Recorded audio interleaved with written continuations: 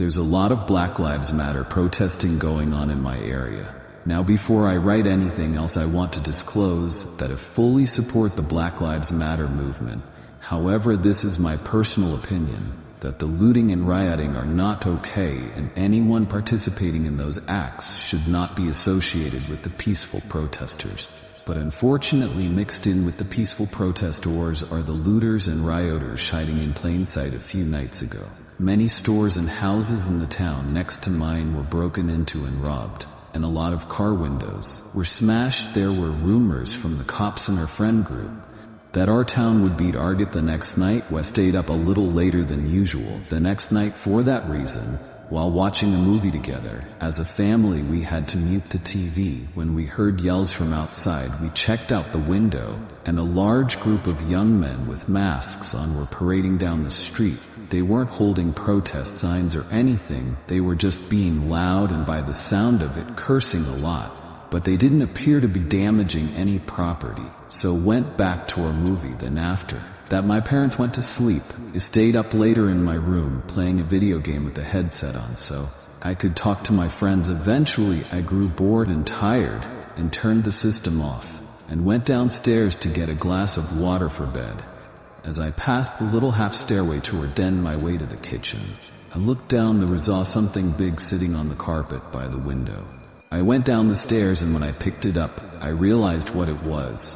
It was the glass of the window broken, but all taped up as if to make the glass shatter and easier or quieter. I ran to my parents' room to get my dad. When he saw it, I called the police. The response time was outrageously long. My dad said we were lucky the line wasn't busy, as the 911 recently by Ushave skyrocketed. When the police came to search the house, it didn't seem anything was stolen, nor anyone was in the house. They had to respond to another call within 20 minutes. But they said to call back if something else happened. My dad and I opted to sleep in the den for the rest of the night to prevent anything else from happening. So my mom went back upstairs. Time rolled on slowly, but eventually I think my dad fell asleep. A large rift hit me in the face through the opening where glass used to be, causing me to open my eyes and look at the window. One was out the but for some reason, I thought I heard something come from upstairs, so I went up the half flight of stairs thinking maybe it was my mom. When I got to the kitchen, I continued to hear noises from above. So I walked upstairs and the noises were still coming from above me. What else was above the attic? I went to the upstairs storage room, which had the attic door quietly opened, it revealing the short stairway to the attic. This is when the noises stopped. I didn't flick the light switch on, I just tipped out halfway up the stairs to listen. That's all. The heavy silence was terrifying, considering a new way I was hearing noises from up here just a second ago. I waited on one of the middle steps to hear something. Then I felt the hairs on my head being moved. Someone's fingers started running through the curls in my hair, and as I heard this deep, short cackling sound, I let out a cry for help from my dad, as all the confidence immediately left my body, and I was overcome with horror. I ran out for the attic to meet my dad halfway down at the kitchen. Heading goop to the attic, he once again called the police instead, while we heard shuffling and thumps from above us. The cops once again came and upon entering the attic with their guns drawn, were able to locate someone. They came out of the attic with some creepy old man with a mask and looking at my family, and I am laughing as she walked out. When the cops asked him in the back of the car what he was planning on doing, he simply admitted right away that he's seen all the looting going on the news, that he wanted to join in on the fun. He made his way to her attic because he said that's where people store their most valuable possessions. Based on the way the man spoke and acted in general, you could tell he was certifiably insane. He told the cops that he was alone. Oddly enough, he answered all their questions, no problem. But once again, this guy clearly had some screws loose or missing entirely. Feeling him brush his hand through my hair like that will probably haunt me for a long time, maybe even life. And one thing is for sure, I don't feel safe going in that attic anymore. My friend Keith has an uncle with dementia. Long story short, his uncle usually lives with his grandma, but she was in Florida with some church group for the week, and Keith was going on a business trip, so while he was gone he hired Met to house sit. This included watching after and taking care of his uncle. I'll call him Uncle Mick. Keith would only be gone for 2 days on the first day of my house sitting. I mostly just hung out in the backyard reading and tanning or in the living room watching TV. I cooked twice each time and made extra food for Uncle Nick, but I never saw him come out.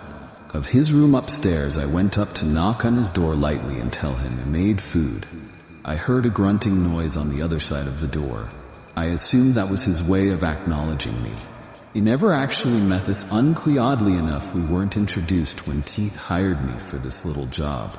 Uncle Nick was fully aware of my being there, at least that's what Keith said, and never left this room to eat while I was in the living rooms. So I went up to Keith, the spare room, for the night. I left the door cracked open so I could listen. I eventually heard a door down the hall opening and unsettling, like quick and heavy footsteps moving down the hall and down the stairs. Seconds later, I heard the same footsteps rush back up the stairs and back to the room, and the door slammed shut. It was honestly a little unnerving, hard to explain, just the intensity of his footsteps, like he was avoiding me or something. The next day was pretty similar to the first. He made 2 malls and left the food on the counter for Uncle Nick. Both times when I was laying in the backyard again, I came back in to see the plate was empty. So I guess she was really avoiding me and went back out to tan some more.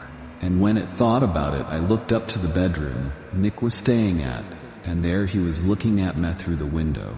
I think when he noticed me, he ducked down. I felt so comfortable that I folded up the blanket and went back inside and up to the spare bedroom. It was one more night of this, and I'd be home. He made a dinner that night and left him another plate as I walked up to the spare bedroom. He noticed his bedroom door was open. Now, first time I'd seen that maybe he was becoming less shy. I went to brush my teeth and got in my room for the rest of the night to give him his space. Was having a rough time sleeping though. I just wasn't tired at all while laying there in the dark. I heard a short creaking sound coming from inside the room. Even over the noise of the fan next to me, I sat up and looked around, still able to slightly see in the dark room. I didn't see anything more specifically. I didn't see Uncle Nick. I was getting paranoid. Honestly, why was I becoming so creeped out by him? I lay back down on my side facing the wall next to the bed. I ignored the little sounds I thought I was hearing in my head for the most part, but when I heard Avery faint groan as a tup and turned off the fan to listen, I heard breathing. It turned to the far right side of the room by the desk, and there he was sitting on the desk chair. Turned to me, screamed in fear, and he came up to me going shh and covered my mouth with his hand. In the moment, I thought that was trying to suffocate. Mezzo, I pushed him off of me and ran to the nearest bathroom to lock the door. I listened as I heard his manic footsteps rush back to his room and slammed the door. My heart was pounding inside my chest. I called Keith and told him about it. It sounded like he wasn't even that shocked. That's the scary thing. He told me it's best. I sleep in the bathroom with the door locked, and when he said that, it said to me that his uncle Nicky's potentially dangerous, which scares me even more. I slept maybe 3 hours max that night. On the bathroom floor, and in the morning that quickly packed my backpack and waited out in the backyard for Keith to return. He paid me extra for what I had to deal with. I suggest that he get this uncle some serious help, because I think he has more than dementia, and I still don't know what his intentions were at night. My dad once told you a true scary story of his from when he was in his 20s. So when he was still living with my grandparents, he lived next door to this older couple in their 60s. One winter, the wife, Margie, next door went missing. The husband knocked on the her door and asked my grandparents if they'd seen her, but unfortunately they hadn't. None had. Apparently a few days later, my dad was out the park playing football with friends. That's when it started to snow. They played in the snow for a while, until it got a bit too much. Then they all went their separate ways back home. When my dad got home, you realized his parents were gone.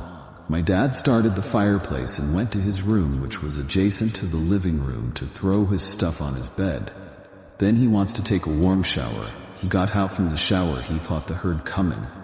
From the living room outside the bathroom. He opened the door a crack in his stairwell. He said, "Mom." The humming stops, but a creaking sound continued. My dad threw on his clothes in the bathroom and walked out into the living room. There in my grandpa's old rocking sofa chair was Margie. For next door, she looked straight At my dad said it was so cold it needed to get warm. My dad ran next door to get the husband.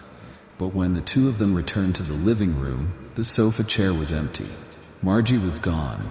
The two of them searched the whole house together calling her name, but she wasn't there. Now this much of the story was enough to creep me out already when my dad told it to us, but it didn't end there. And the really scary part didn't happen until the next day when Margie's dead body was found in the man next door's crawl space, where she apparently tripped and sliced her head open on a sharp object. She only found her because the smell became so unbearable. He's melted from the garage. The thing is, the body was deemed to have been dead for at least 3 days, yet my dad's all were in the living room just the day before to this day. Dad believes he saw the ghost of Margie in my grandparents' living room. That day my dad's not one to make stuff like this up. When he first told us this story, when I was 9, let's just say I didn't get much sleep that night.